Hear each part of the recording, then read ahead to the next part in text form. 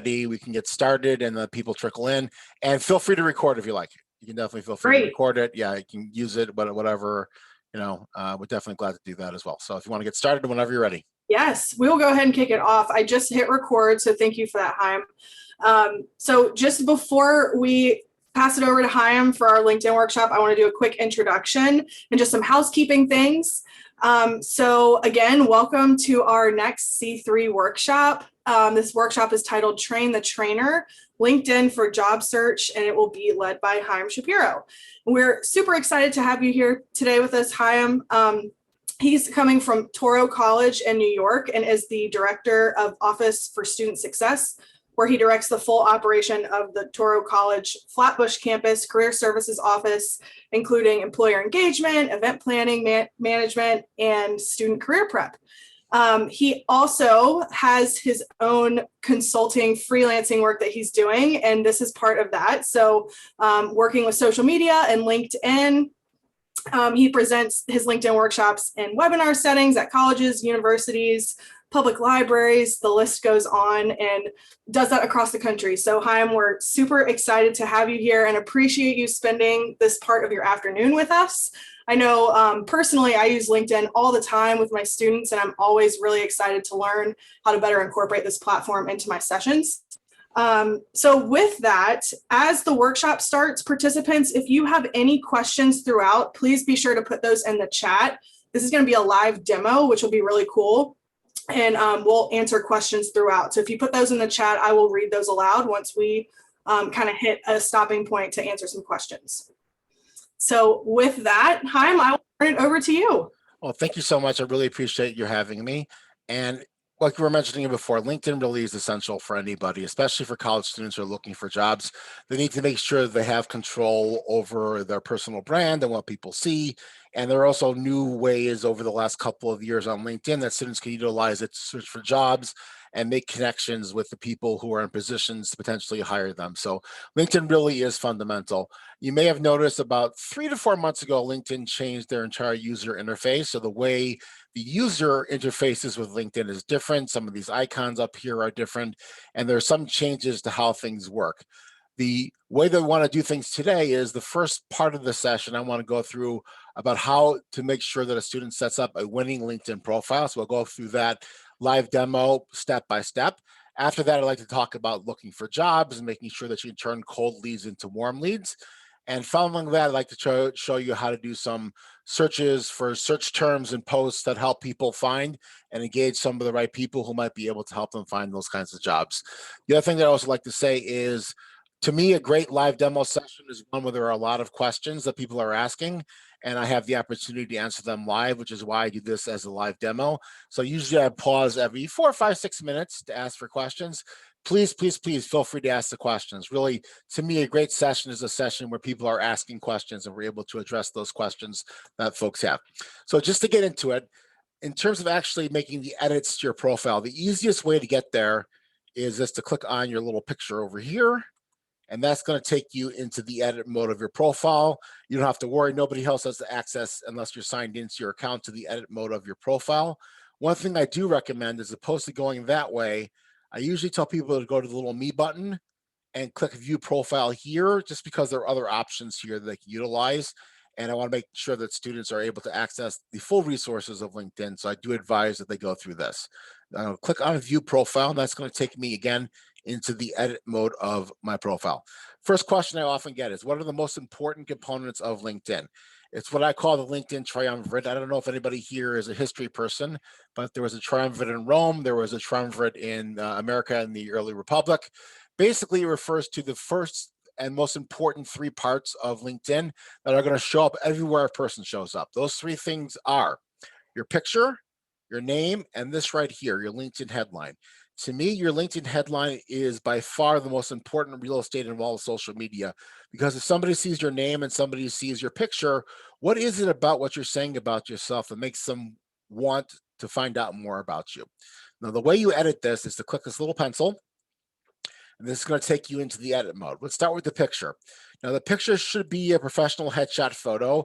LinkedIn does not allow you to use company logos or anything else for this. The ones that are actually kind of hot right now, as you might have noticed, are a little bit off center with a dark background, but definitely students don't necessarily need to do that. Question I often get is, what should students be wearing in these pictures? And the answer should be, if they're going to a networking event within their profession and C-suite people will be coming to that event, what would they be wearing? So in a bank or Morgan Stanley, that would be one thing, suit, tie, professional dress. If they're looking for Google, that'd be something very, very different. So the idea is you want to fit in and be wearing the kind of clothes you would be wearing specifically if you were at that networking event. Now, a lot of students don't have the opportunity to get a professional shot taken. I do think the best idea is to have somebody take it for you against a white background. Worst case scenario, if you click add photo right over here and use camera, it allows your computer, as you can see, to actually take a picture, which you could actually go in there and edit. Now, you wouldn't want all this stuff in the background. You want to have it centered a little bit better, but those are all things you can potentially do to get that first picture in there for you. And I do think it is very, very important for students to have that photo, because people relate to people much more directly when they do have that photo as opposed to having a blank screen there. Second, name. So this might sound kind of simple, but it's a little bit more difficult than people assume. First of all, you want to use your first name and your last name. You do not want to put your degree or any other affiliations you have there. I used to have Chaim Shapiro Master's in Education on there. I took it out because I found out it was actually skewing the search results. You can add a former name, which is a great opportunity if you have a former or a maiden name to include that in there. I work with a lot of Orthodox Jewish students who will have a name like Chaim, but also have a secular name, let's say like Howard, and they'll include their secular name in here as well to make sure that people who know them by their secular and their Jewish names will have access to both of those. Don't worry about the pronouns. The pronouns are actually coming. LinkedIn just announced about a week or two ago that pronouns will be available. It's on a phased rollout. They should be available across the system to all folks within the next, I think, 3 to 4 weeks, hopefully. So you'll be able to add those to your profile without changing anything else. Now, show you one or two more quick things here about this headline. This here is the most important real estate in all of social media, because if somebody sees my picture and they see my name, what is it about me that sells me to them, that makes them say, you know something, I want to click on his or her profile to find out more about them? So you'll see here, I talk about what it is I have to offer for people. I have a lot of students who are accounting students who will say, aspiring accounting professional with experience in state and local tax, SBA loan specialist, things like that are the kinds of things that you generally want to say that really make you stand out. Just saying, for example, to your students, and I apologize about the phone ringing. It's actually my boss, which is a little bit uncomfortable, but in any event, I'll let him know I was speaking. But the default would be student at UNC. That's not what they want to use, because that really doesn't tell me enough about them to make me interested in wanting to follow up with them. So I think it is very, very important to make sure that you personalize this and make sure that you are going to be saying things that make people very interested in wanting to find out more about you. So to show you the last piece of this before I pause for questions is, you also need to choose an industry. They lock you into an industry here. You don't have the choice of whatever industry you like. To me, there should be as many choices as you like, but the goal is to get to as close as you possibly can to your industry, just to make sure that the students, or sorry, the people who are viewing it or doing searches are going to actually be able to find you when they're actually doing those searches. Any questions about the LinkedIn triumvirate or the headline or the LinkedIn industry? It looks like Patrick asked a question. How do you add bold font or icons to your headline? Great question. And this is actually a hack I usually teach in my advanced class. What you need to do is go to what's called a Unicode text converter. Just type that into Google.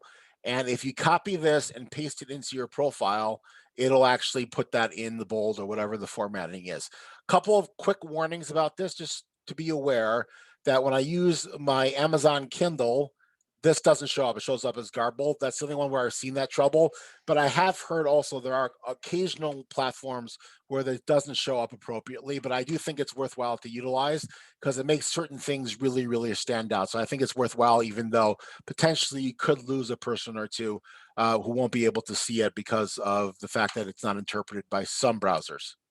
Other questions? Chloe was asking about the arrows. Chloe, were you asking if that was also from the text converter? That was just something I cut and paste from somewhere else. a lot of people use lines. I just like the fluidity and the motion a little bit more. So I use that. A lot of people will use lines in between separate ideas. I do think it's a good idea to separate ideas with something, because big blocks of text do not appear good on social media, and people tend not to be able to see them when there's a huge block of text. Other questions? Great. I just had a question. Is there a certain number of characters that someone should limit to or make sure So to utilize in the headline? So there's two things to consider when it comes to that. LinkedIn actually doubled the amount of characters you have for your headline. It used to be about 130. Now it's up to about 260. What you really want to consider is that on some places where you show up on LinkedIn, just the first 80 or so characters show up. So always lead off with your best stuff. Just in case it's a place on LinkedIn where they're just seeing the first stuff, make sure to always lead off with whatever your best and your top selling point is. And then secondary and tertiary things should go after that, because first of all, in general, when somebody's reading it, it's high potential they're not going to read the whole thing. But there are a couple places on LinkedIn where the entire headline does not show up. And then it's especially true now they added the additional characters. Great. And then Rebecca is wondering, in what ways do advanced education degrees skew search results? Especially recently, women have used this to make advanced degree more visible. And Nadia. Well, we're going to talk about education in a few minutes. You see it's on over here. We're going to talk about that in about 15, 20 minutes, a little bit further down the profile. And I'll show you ways to make changes. I do think it's important to have, because there are people doing searches based on, and we're going to show you this later as well, based on your institution. So it's an important component to have to your profile. And if I may, let me just push that question off till we get to it a little bit further down. You could add things here, but this isn't the best place to do it. So we're going to you can add positions here. Also, this is not the best place to do it. We'll get to the better place to do that a little bit further along down the line. Okay. Great. I think other questions? Great. So just to move on here, just so you know, I'm very, very excited about this. LinkedIn just recently announced that they're going to be releasing what are called cover stories. The cover story is going to be a video that you can create. They haven't announced how long the video is going to be, but it's going to play in the background in your photo frame when people are on your profile. I'm not a Harry Potter person, but LinkedIn claims it's a Harry Potter thing to have videos playing in photos. My daughter, who is a Harry Potter person, says that does check out, but it's going to be really, really cool, I think, because it's going to be a great opportunity for people to give a narrative about who they are and what they bring to the table. So I think that's going to be very exciting. My initial thoughts on this is students should be wearing the same kinds of clothes they'd be wearing in the photo. So if you're wearing a suit and tie, that's what you want to be wearing when you're actually doing the video. And if you're working for Google, you want to wear the t-shirt, that's what you want to be wearing. It'll be interesting to see how people get people's attention with this, because I'm hoping you don't have the TikTok thing, because it's going to be playing without sound, but we'll have to see how that goes as time goes on. Next thing I'm also excited about, this is about a year old. LinkedIn has a name pronunciation tool, which is right over here. Now, the only way you can set this currently is on the mobile app, but you can actually hear it on people's profiles. And I don't think I have sound enabled here, but if I click on that, you'll actually hear me pronounce my name. For people with names like Chaim, that's a very important thing, because most people are not able to pronounce that name. Unfortunately, I've seen a large number of folks who go out there and will try to put a little selling point there, buy the best widgets for the cheapest price or something like that. I'm not in favor of that, because, again, it takes away from people who really need that pronunciation tool to aid people who are looking to find out how to pronounce their names. So I'd much rather people do not use that for their selling points. To me, the cover video is going to be cover story is going to be a much better place to be able to do that. Now, next thing here is your background photo or image. This should help promote your brand. Let me click on this, and you'll see here that because I'm a person who claims that I can give a great LinkedIn workshop, and please God, soon we'll be back in person to do these things. But these folks staring in at the screen and at me sells me better than I could ever possibly sell myself. Just to show you, so you can change the photo here. They have some generic ones. I think the generic ones are better than nothing, but students should really look to find something that helps promote their brand. I've had computer cybersecurity students that'll include cybersecurity related stuff, QuickBooks related stuff for accounting students, something that helps promote your brand. What you need to be aware of is this is a very wide photo, and your picture is going to show up here in this corner on the bottom left. So you don't want to block anything really, really important with that. Okay, so you want to make sure the photo is optimized for this, and you can do some editing on it. Any questions? I don't see anything in here right now. Cool. So let's go on to getting your vanity URL. So if you go up over here and click on edit public profile and URL, this will take you to another page. And right over here, you can create a custom URL for your LinkedIn profile. Now, LinkedIn defaults to linkedin.com/in, a bunch of the letters of your name, and usually some other numbers and random letters and the spaces and whatnot. The first thing I advise students to do is go in here and grab their first name, last name if they can, no spaces and no special characters. Now, for a lot of students that have a more common name, not a name like Chaim Shapiro, things could be taken, and that's where you could put the thing like Master's in Education, MED. You could put CPA. You could put Chaim Dash Shapiro, Chaim Dash Shapiro Dash, things like that to get as close to your name as you can. Because once you actually do that, this is going to become your URL, and you can utilize that as the signature line on your email. So I think it's a very, very important thing to do.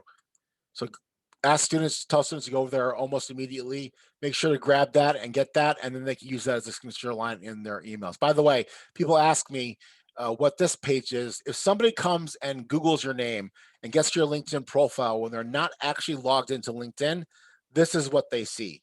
And you can actually control this to optimize it. So you see over here, I have my about or summary section. Let's say that's not my best selling point. I go over here, watch what's going to happen. This is going to disappear in real time and people will not see it. If I want to get that back, just go click it back and it'll be there. So students can optimize that for people who are viewing outside of LinkedIn without being logged into LinkedIn. Any questions about this page before I go back to the main page? I don't see anything right now. Okay, great. So let's go back to the main page. Now, one warning I want to give folks here, because this actually happened to me. I was working with a client and we went and got their vanity URL first, and then we were working on their headline for wordsmithing it for 10 minutes. And actually, because we went on that other page, it actually did not save the headline when we tried to save it because it said you're signed in 2 places. Just make sure that if you're going to make any changes after going to that other page, that you save those changes so you don't lose and have to re-wordsmith the entire thing. Okay. Next thing I want to show you is right here under the contact information. This is not intuitive. If you hover over contact info, click on it, this is going to take you into the ability to edit your contact info. That's this little pencil right over here. So what do I have here? Here's my personal website, and I'm telling people they can book LinkedIn workshops. A student can add a website, and that website could be their personal, it could be their resume, it could be their company. But look at this. There's no field here that describes where you're sending them. The way to get that field is to click the other button. When you click that other button, you can even put in art portfolio or whatever it happens to be.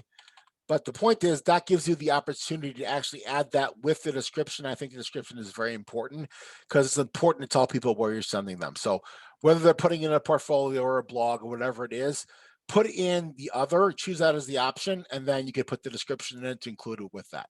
I'm just going to remove that because I don't want to add another website at the moment. So I do have my cell phone number listed on here. Yes, I do get spam because of that, but one of the things I often say is I get spam regardless and irrespective of that.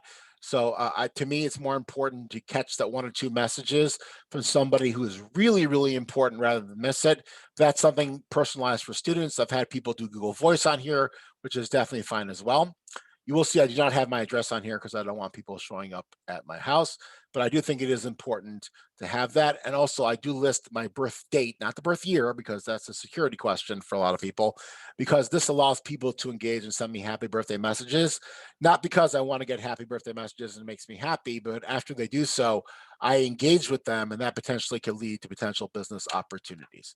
And that's the information about your contact information here on LinkedIn and how to change those things. Any questions?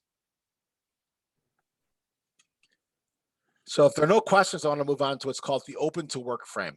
LinkedIn released this just, I think, roughly around the time that things were getting really, really rough because of the COVID economy.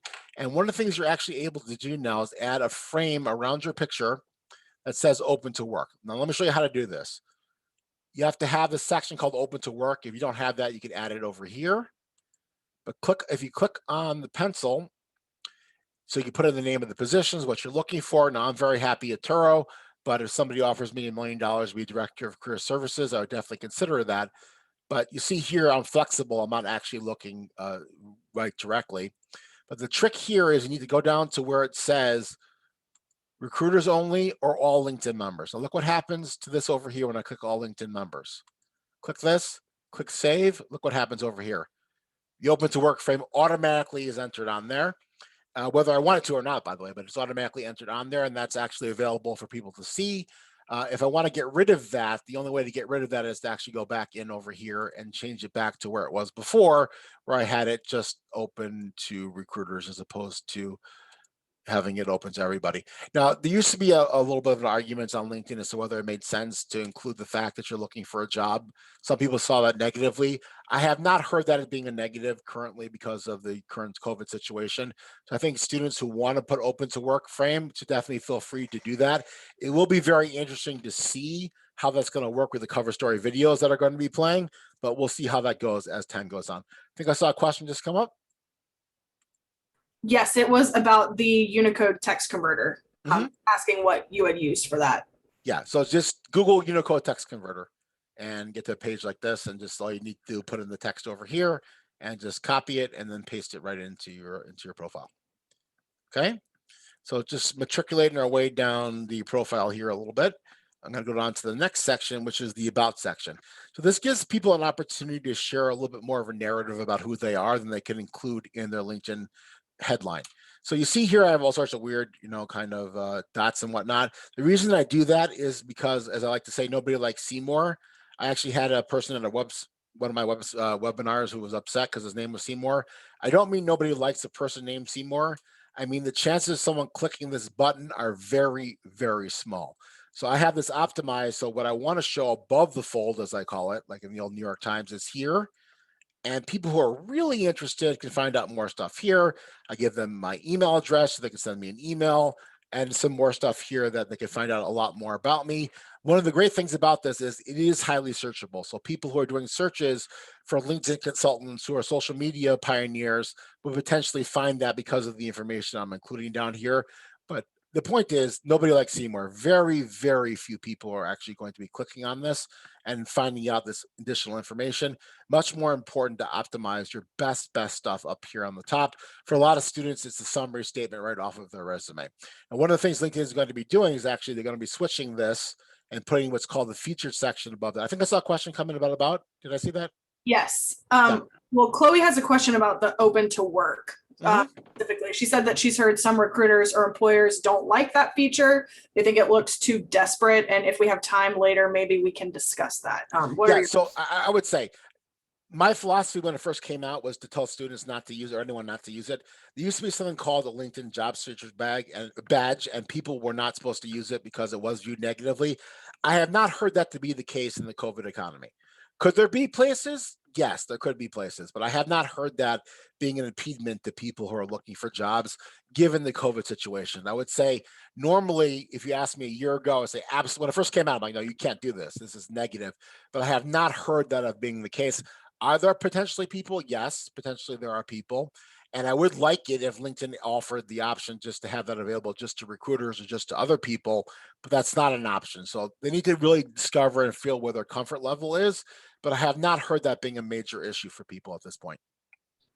We also have a Seymour question. How do Okay. the asterisks help overcome the fact that people don't want to see more? Great question. So when I actually set this up, what LinkedIn was actually doing, it was if you didn't have the exact number of spaces, it would actually cut off a word in the middle. So the way I did it here, it actually has the exact number of spaces. So this all shows above Seymour and nothing on this shows below it. If I had too few or too many, it wasn't showing it appropriately. So that's an edit mode kind of thing that people need to work on. Okay.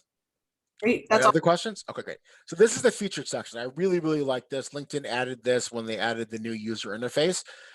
This is an opportunity for students or professionals to feature things that really help present them in a professional way. Now, again, as a person who likes to say that I'm able to give a great LinkedIn workshop or webinar, as opposed to simply saying that, I actually have a video of my latest LinkedIn YouTube video right up here. And if somebody's interested in finding out more about it, all they need to do is to click on it and then they can find out more about it. Very powerful way because people are very, very visual now. And you want to make sure you're presenting yourself in the best possible way. So students can put presentations, they can put videos of themselves, all things like that are things that you can include here. The plus button shows you what you can include: articles, posts, links, media, presentations, all that stuff are things that you can include. Some students also like to include their resume on here, which I'm in favor of without the address, because it also gives people who are potentially interested the opportunity to see their resume. It's not intuitive, but they actually download the resume as well. So that's not happening as much as it used to because it's not as intuitive as it was even 3 or 4 months ago. LinkedIn recently announced there's going to be a creator mode, which is going to bring the featured section up above the about section for people to choose that. I really like this because I think the about section is pretty much a dead section at this point because, again, nobody likes Seymour. And because there's only very limited information there, I much rather have my featured shown above that. And it's going to be very hashtag rich, but we'll have to see how they release that and what they do with it. So just be aware that the featured section is going to be moving up for people who want to use the creator mode. And if people have a lot of content, I would advise that they do use that creator mode as opposed to just the regular format. Okay, any questions about that? Yes, Jay is wondering if it's okay to repeat something in featured that's also an example of work found in the experience section. So I think you can because I think people are much more likely to see it here. I think you're probably better off having different things because I'm going to show you when I get to the work thing, and that's the next thing here. So let me just jump into that for 1 second. You can actually see it right down over here. I don't know how many people are coming all the way down over here and then clicking on this. Very, very, very, very few at this point. But yeah, you could have the same things. I think you're probably better off if you change it up a little bit. But if you really want to reiterate something that's really the top of the line stuff, that's probably the best way to do it. Okay, a couple of things to show here with work experience and the little pencil. And this is very important. So I work at Turo College. See the logo over here? Look what happens if I get rid of this E. That logo disappeared. And the reason is because I didn't sync it with Turo College. You got to get it auto-filled, sync, and that will include the logo together with it. Very important for students to do this as their company. First of all, it looks much more professional when you have the logo. And B, it actually allows you to show up in searches that people are doing for that particular company. Okay, default, I have changes. I have shared to off. The reason I do this is because LinkedIn has this unfortunate habit. If you make a small edit, we'll send out a message that Chaim got a new job at Turo College. Thank God I've been at Turo for 13 and a half years, and it just confuses folks. So better to keep that off unless you're making a significant job change. And right down over here, I just have, here's the Unicode again. I just have the same stuff I have right off of my resume. And I include a little extra media, but this is more of a holdover from back in the days before they actually had the featured section. I just keep it there, give a little bit of a broader perspective of who I am. Okay, questions about that? Not related to this, but both Patrick and Brian are hopeful that we can talk about the LinkedIn Premium and how that can pay off, especially for students. Yeah, that's a question I get all the time. So the quick answer to it for most students, it does not pay off. For the vast majority of students, the only reason it would pay off is if they're getting a lot of profile views and they don't want to miss them. Usually, I think it's not worth the price for students. Recruiters, potentially people who are doing first destination survey, kind of research, it would make sense. But for students, I've rarely seen where it actually pays off for students to actually do that. Occasionally, LinkedIn claims that you show up higher in the search rankings. I'm not 100% sure that I buy that. And then it makes it much of a difference to tell students to spend $20 that they're going to be paying back is a part of their student loan for the next 30 years. So to me, it's probably not worth doing. Any other questions about that or about anything? It looks like that's all in the chat right now. Okay, great. So just to move down here, you see here that I've had multiple positions at Turo. So adjunct is current, but you see how I have director, July 2016 to present. I've been the director. Prior to that point, I was an assistant director. Here's the trick here. You have to make sure to add the same company. These dates have to line up. July 2016, July 2016. Then it'll show this continuity of working at the same place down like this, as opposed to having it set up as 2 separate employments. So it's important, I think, to make sure that sets up correctly so people can see that you're progressing and taking on more responsibilities at your job. Okay, any other questions about the work experience? Questions I often get is, how far back should I go? Look, to me, there's no reason not to include some of the older stuff here. This is not like a resume. Again, the people who are going to be looking at this stuff are people who really, really want to find out more about me. And how does it hurt to let them know that a couple of lifetimes ago, I was a cashier, sweeping floors and hauling furniture, which I'm not physically capable of doing anymore.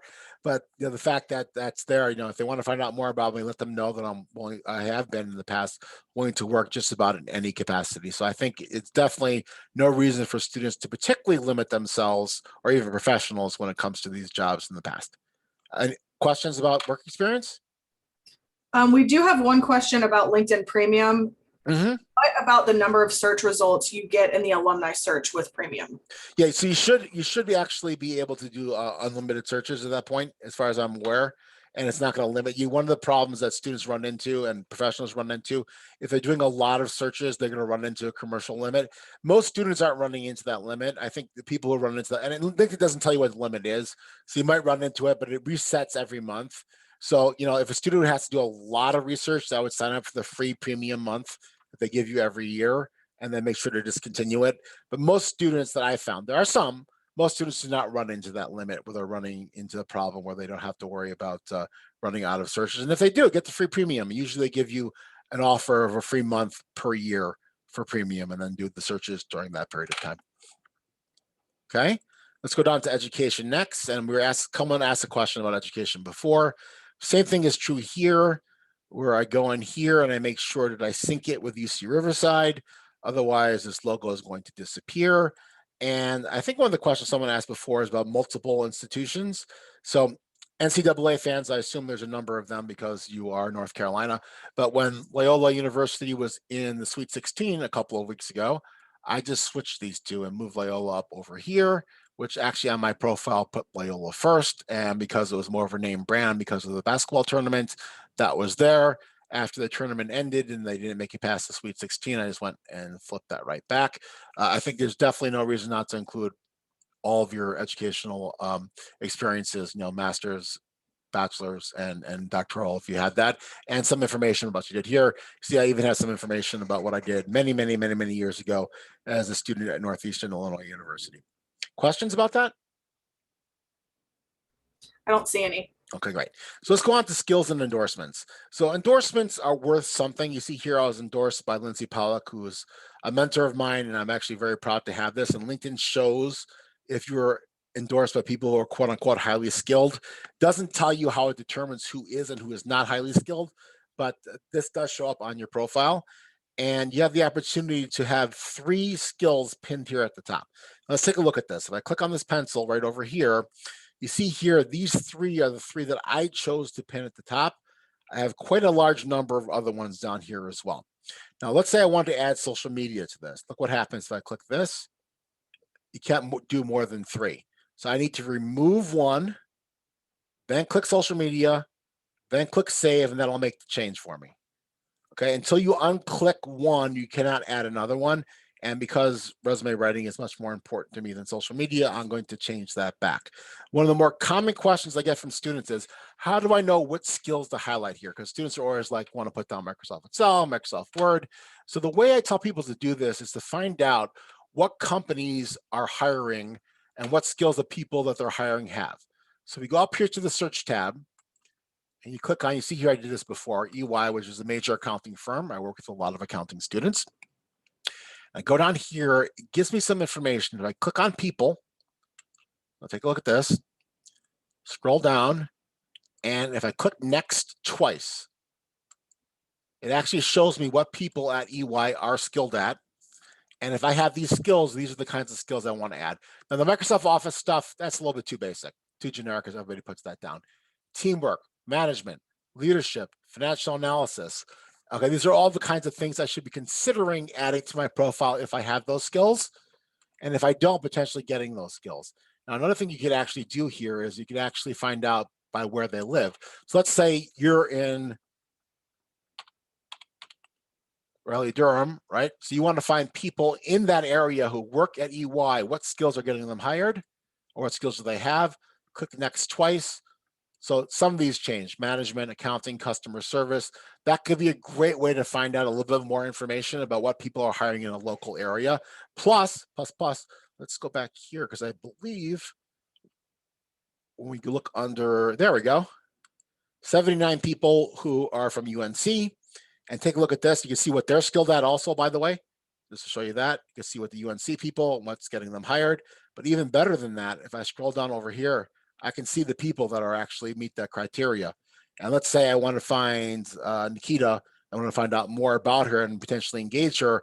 I can click on her profile and potentially find out more about her. And that could be a great way to get a lead into that particular company. And before I pause for questions, my advice to students is don't just use EY. Go to PwC, go to the Big Four, find multiple companies and start to triangulate around the skills that are of value to all of those places. Questions? That's amazing. I did not know about the Yeah, skill. very few people know that. Yeah. Back to, I believe it was education, maybe. Rebecca had a question about the font you used for Student Senate. Was that also from the? That's the Unicode. Yep. Okay. And I just try to make it look, I don't know, just like more Senate-y. Does that make sense? Make it look like a formal Senate kind of thing with, that's just me playing around a little bit because back in the day, I was very, very proud of that. So, and I wanted to make it more official, kind of font. That's also a different, that's one of the different Unicodes. One of these down over here, like this one. It sounds like Unicode text converter is going to be our best friend. It is, but again, just be aware there are some people who won't be able to read it. Very, very few that I've encountered, but it does happen on occasion. And I definitely think it definitely sets you apart because most people aren't using it, and it makes it very easy for people to see and understand what you're saying. So I think there are LinkedIn people that I talk to who say, this is a little bit too silly, but I kind of like it. So it is what it is. Other questions? Yeah, Chloe has a question about how to get endorsements. So endorsements are when somebody comes in and says, okay, I believe that Chaim Shapiro has a particular skill. Like Lindsay said, that I have the skill about LinkedIn. I usually don't recommend that people request endorsements. A lot of times when somebody goes on somebody's profile, they'll see, does Chaim Shapiro know about X, Y, and Z? And people can simply click it. And look, there's some value to it, but the problem is people make it's way too easy for someone just to click and say, yes, Chaim knows about this, that, and the other thing. I don't think endorsements have the full weight of somebody actually endorsing somebody because most of the time people aren't going to be carefully checking who they're endorsing. Now, I do, by the way, when I endorse somebody, if you call me up and ask me, how do I know that I can endorse, say, Manny here, Kata Manolis, when it comes to educational leadership, I can give you a whole spiel on why that is the case. But the vast majority of people are not doing that. But look, I think it does look good when you have endorsements for a certain number of endorsements on certain skills, and it's just a matter of people giving them to you. I've seen open endorsers, they call themselves, who will endorse anybody for endorsements back. Not a big fan of those things, which is a great segue into the next question, the next thing I wanted to show you, unless there's another question about that. A little bit, just I guess more so Chloe is wondering about like when it's appropriate to request an endorsement. So I would, as opposed to requesting an endorsement, I think you're better off requesting a recommendation. And Chloe, you can let me know if that actually is a better option. The reason is because the recommendations actually give you more of a narrative and the opportunity to really tell more of a story. And to me, this means a lot more. You can always ask your friends, go on my profile and endorse something, or a professor if you wanted to. But I'm talking to a professor or somebody that's in a position of influence over me.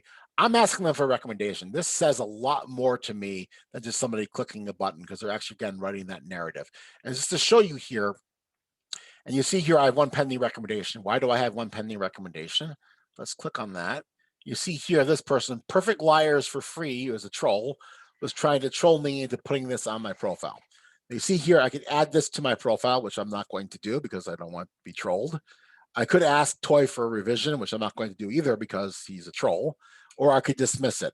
If I ask somebody for a revision, they would have to change it and resubmit it. They cannot put a recommendation up on your profile without your approval.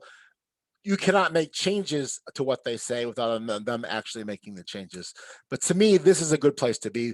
This is worth a lot more than the endorsements because it actually says something.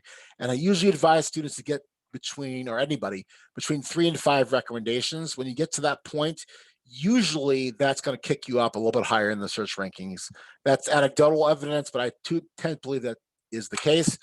Ask for recommendation, click on here, and you can simply ask whoever it is, put in the name of the person you're looking for, and you can ask them to start putting that in. So that's how you would do that and try to get to those. Does that answer Chloe's question? Yes, I believe so. Okay, great. Any other questions at this point? I don't see any others right now. Okay, great. So a lot of times students will say, well, what else can I add to my profile? If you click on add profile sections, there's a bunch of other really great stuff here. If they have license and certifications, volunteer experience, under accomplishments, publications. I actually had a client once who had a patent, which was actually kind of cool. Courses to me would be like, you have students who are in accounting, you want to prove that they've taken or financed the classes that'll make them acceptable to work a particular kind of internship. That would make sense there. Honors and awards. To me, test scores doesn't mean a 95 in my biology midterm. Test scores would be a score on the CPA exam and the actuarial exam. That really is impressive. And you could add those things as well. And just so you know, because a lot of times students will ask me, if they don't have a recommendation, it doesn't show up on the bottom until they get their first. This is where you get to that. Request a recommendation if you don't have one. You go to additional information, click request a recommendation, and then I'll give you the opportunity to ask somebody. And then once they put that down there, it'll be on your profile. It'll be much, much easier to get to. Okay, that's the long and the short of the profile. Any questions about the profile before I go looking into jobs? Maybe you can decide if you want to talk about this now or maybe later, but Chloe was wondering if we'll cover how to ask people to connect for informational interviews and get a yes through LinkedIn. So I'll tell you what, because we're running out of time, let me do that first and then I'll go into jobs. That's a little bit slightly different than I normally do it. But the challenge with informational interviews, whenever you're reaching out to somebody or reaching out to connect to somebody on LinkedIn, is it is very, very easy for people to say no. So, hi, I'm Chaim Shapiro. I'd love to meet with you to discuss a career in career services. Who are you? I don't know who you are. Why should I care? Why should I want to engage with you?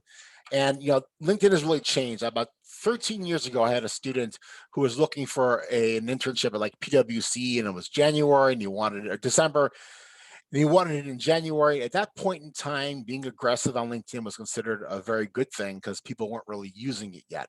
At this point, reaching out to people makes it very, very difficult because people are getting inundated by these kinds of requests. What I advise people do is to identify their targets first and then build a relationship with them. Now, a couple ways to identify your targets. So first is to do a keyword search. So you see here, I have PPP loans. Again, I work with a lot of accounting students. And if I go here to posts, this is going to show me posts where people are using that. Looks like Jerry Friedman is showing up here. I'm just going to change sort by to latest. So that's just going to show me people besides Jerry, most likely. Great. Now, if I find somebody here like Kevin, the mortgage banker at the Bank of England, let's assume in Denver. So let's assume that's somebody I want to engage. He posted something. This is an incredible engagement opportunity. Now, if I click on this, this is going to actually take me to his post. And I can read what he said. And then here's the important thing. I can go down over here. Let me just pull this table out of my way. And I can actually comment on his post. First thing to do, click the add button, tag that person. That way you'll make sure that they see it and then say something very specific about what they said. Now I'm starting to build a relationship with Kevin. I'm not just asking him for something. And if I look at Kevin's profile, and I haven't done this before, I didn't look at Kevin's profile before, I could see where he's posted recently. Over here, see all activity, and try to find multiple opportunities potentially to engage him. And those could be the great opportunities to building that relationship out. Because once he starts recognizing and responding to me and the fact that I'm commenting on him, that's when I want to send that connection request and make the request potentially for him to join my network and ask for that informational interview. Because I've built that relationship and turned something which had been cold into potentially something warm. Also, occasionally you'll see people have, he has his Twitter account on here. Twitter can be a great way to engage people outside of the professional world. Doesn't look like he's very active here, but I'm a huge Chicago Cubs fan, and I've seen situations where I'm looking for somebody and they'll talk about baseball, and I'll jump in to Twitter about baseball, build that relationship out. And when the time comes, I can actually go in there and comment on their Twitter account, comment on their posts. And then that's when I bring it to make sure that I have that connection for something that's worthwhile to talk to the person about. Just so you're aware, you can actually save these. So if you find a couple posts that you like, click save, you can come back to them later.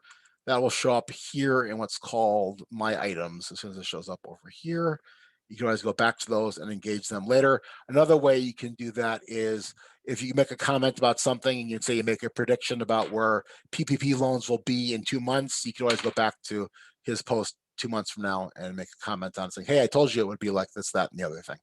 Does that make sense?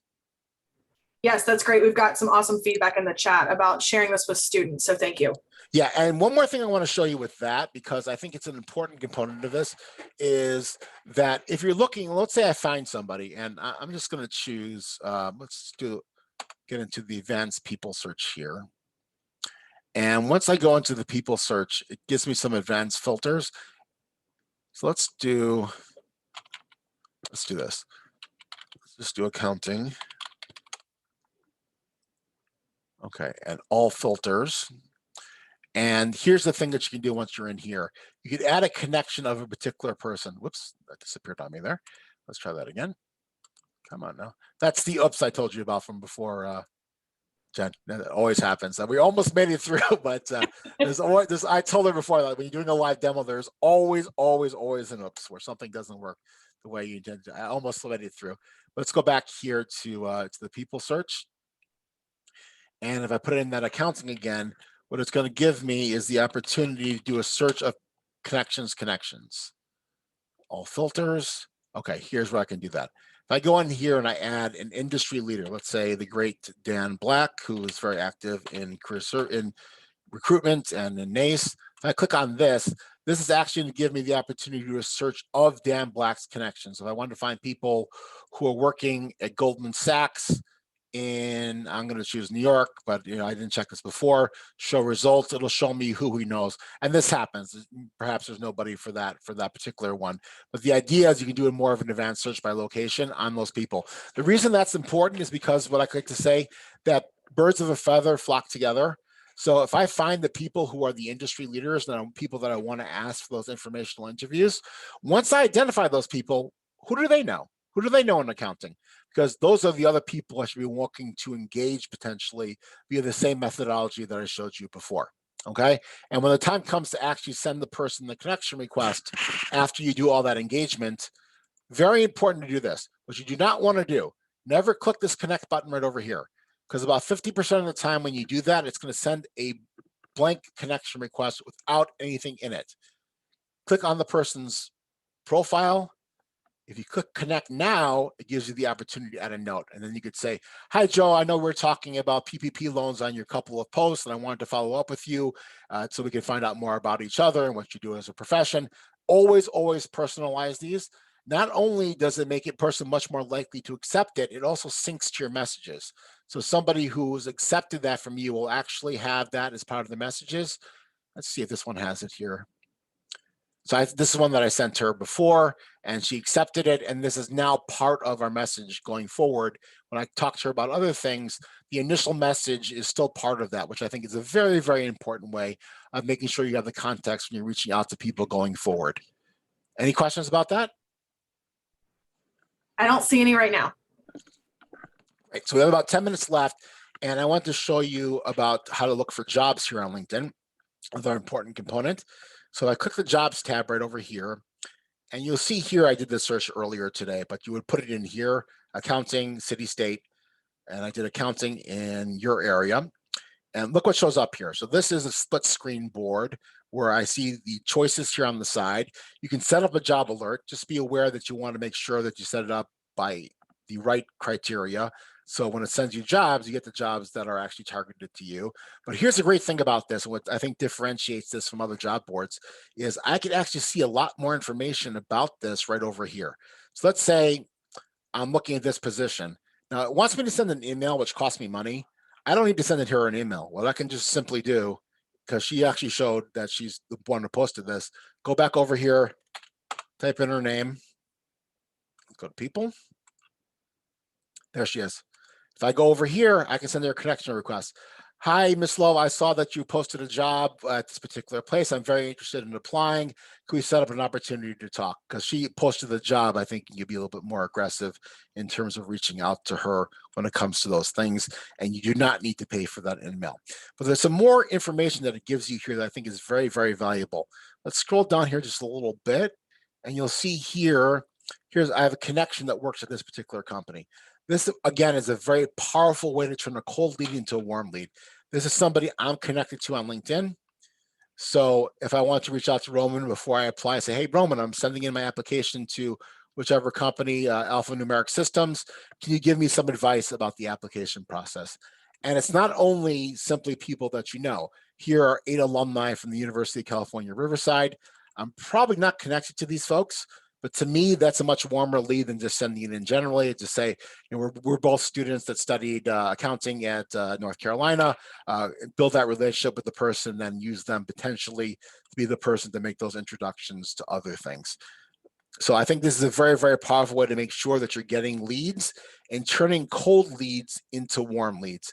And again, the idea here is really to make sure that you're getting those job search set so that you're getting those things sent to you automatically, and you go back and check it. Plus, you have the ability to save a job. So if you're looking through here and you say, oh, that looks like a great opportunity. Gosh, I got to run, catch the train. I don't know if a train is a thing in North Carolina as much as it here in New York. But if I click the save button, this is also going to save into my items feature over here. I can go back to it and take a closer look and go to the point at which I could actually apply to it at this point a little bit later on. And again, you can put in multiple search terms. You can get multiple search results for jobs to make sure that you're getting the ones that are most closely related to the job that you're looking in the location that you're looking. And students ask me if I'm at North Carolina, I'm looking for a job in New York, probably better to set your location as New York, because otherwise some recruiters are going to probably reject it by the definition that North Carolina is too far away. Any questions about the job search? Yes, let's see. Rebecca says, if you save items or jobs that expire, do they still stay saved? That's a great question. I haven't been asked that. I believe they do. They'll stay there, but then you won't be able to do anything with them. I have never kept anything that long. I need to try that. It's a good question. My guess is it'll be there, but you'll click on it. It'll be a dead link. And it'll still show up in my items, but it'll be a dead link at that point.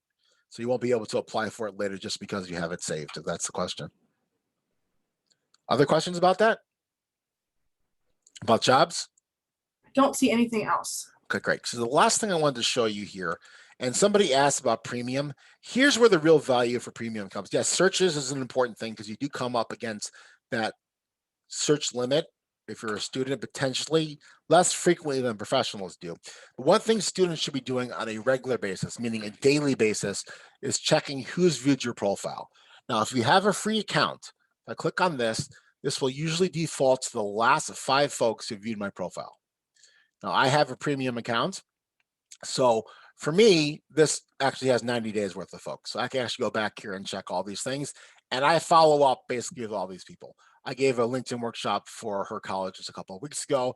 Afterwards, I'm going to follow up with her to see if she's interested in something. I assume this is somebody that's here. April.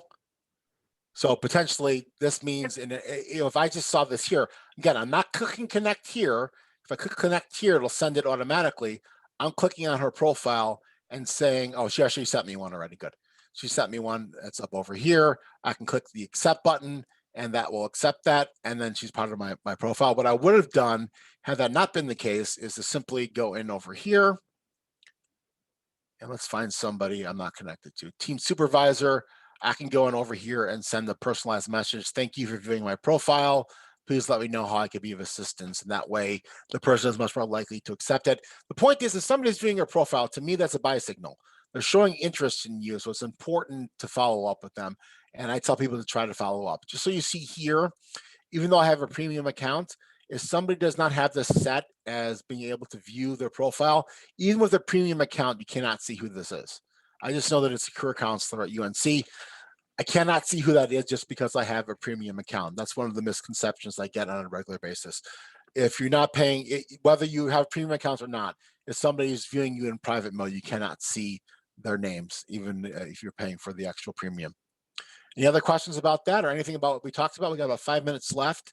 And usually I like to save the last 5 minutes for any questions about anything we discussed.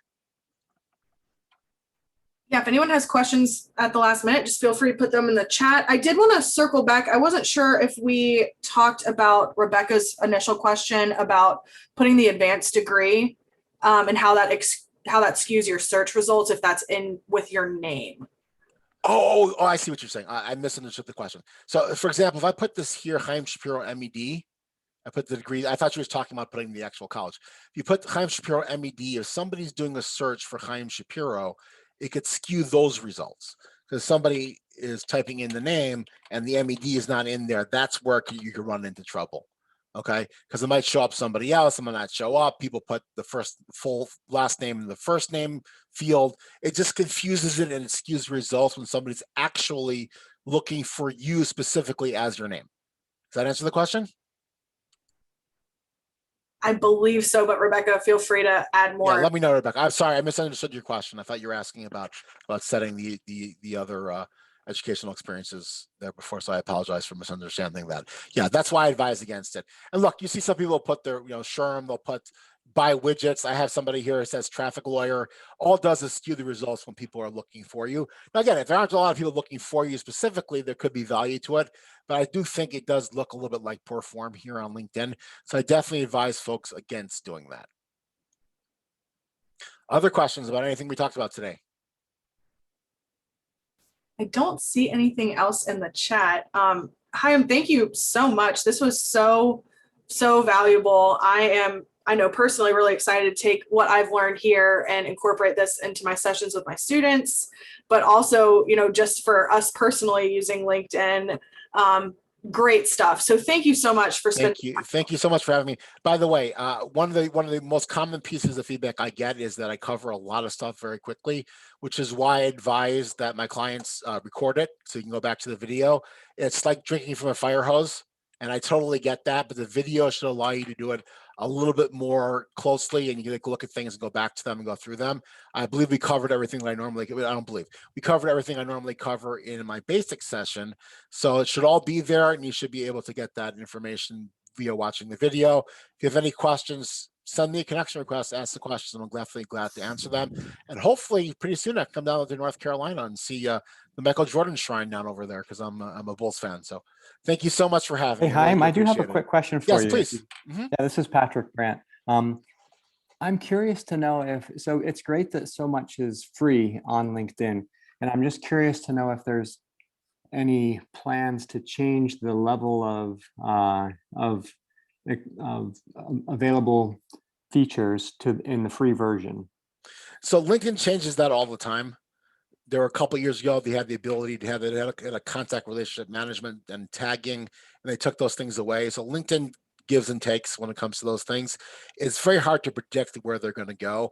I mean, I would recommend that they come up with a system that's geared towards students. So it'd be just who's viewed your profile in unlimited searches, but currently they don't have that. Perhaps they will, and perhaps feedback from people like us will get that there. They didn't have personal pronouns, and I think complaints from people in the career services world is what pushed them to actually add that. So they do listen to feedback. Best way to send feedback to LinkedIn is on Twitter at LinkedIn Help. They tend to respond to that much more quickly than anything else, and there is no phone number that you can use to actually contact them. Thanks very much. My pleasure. Any other questions? This is Nadia. This was fantastic. I was having you so two much. running notes. One was for me to do, one was for students, and then eventually I just started doing one note because I couldn't keep up. So much. Thank you so much. My pleasure. Please watch the video. And now, as soon as I hang up, I have to catch the phone to figure out what my boss called me about. So it's all good. Yes, great. Well, I know we're at time. I want to be respectful of that for everyone. So again, thank you so much. And we will get this recording on the C3 website shortly. Thank you so much for the opportunity. Really appreciate it. All the best.